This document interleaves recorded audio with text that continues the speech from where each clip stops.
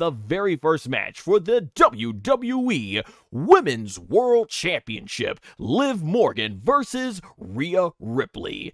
Alright, so Rhea Ripley, she was basically dominating from the first part of this whole match, and Liv Morgan, she made a comeback with Rhea, and she ends up crashing, when Rhea ends up crashing her shoulder basically into the mat, dislocating it, and that was the story throughout the match. Now eventually Rhea, she ends up popping her shoulder back into place when she slams it into the announce table. There's a lot of great back and forth action from here, and towards the end, there's a steel chair that Rhea Ripley tries to go ahead and, go ahead and destroy Liv Morgan after everything that she's done. And Dominik, he ends up taking it away from her, and the commentators do a good job of reinforcing that, hey, this is a great move from Dominik because Rhea can't win back her women's championship if she gets herself disqualified.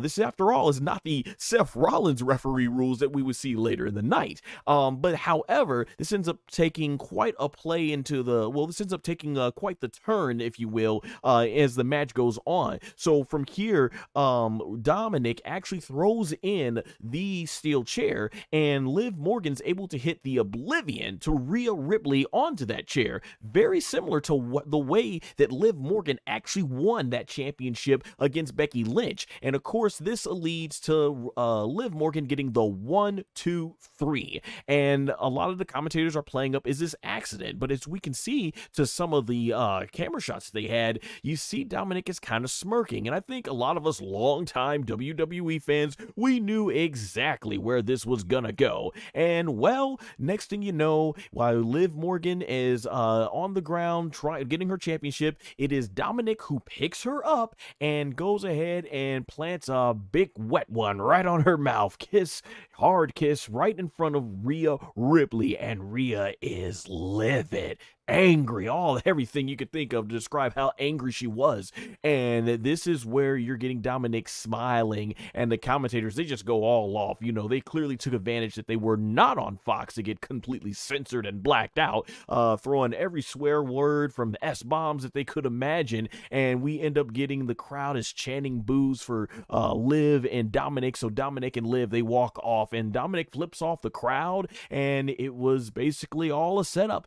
Dominik was in cahoots with Liv Morgan all this time. And like I said, if you're a longtime WWE fan, then we've seen so many stories. If you've watched it from the 80s or a kid like me from the 90s, you've seen these stories and how they play out. And so there we go. I was joking around with my friends that basically, if you look at the way this relationship between Rhea Ripley started and Dominik, the way it started between the both of them, Rhea kind of had it coming a lot, right? She abused Dominik Mysterio, constantly beating him up until he agreed to be in a relationship with her. That's kind of how the story was. And so Dominik has now outsmarted Mommy, and there you go. And when you look at the way the story was progressing while Rhea was gone, Liv Morgan really was treating Dominik with more love and respect, whereas it's kind of like Rhea, she was the dominant one, and she wanted Dominik to be subservient to her. But Liv was the opposite. No, she wanted to treat Dominik like he was a king,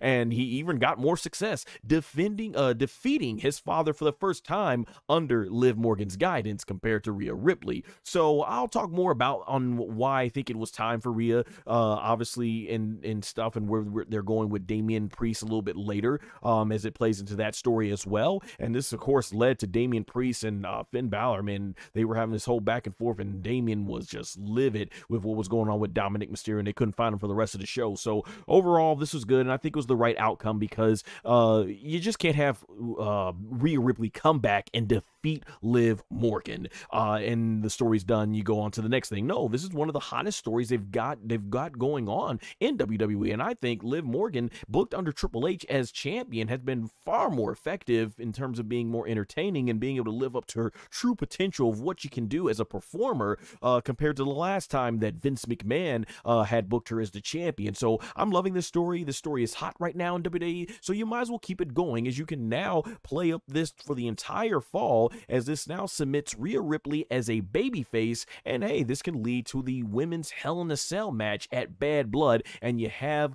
Rhea Ripley get the championship back there. So phenomenal storytelling, really love the match, and yeah, definitely I think the right outcome.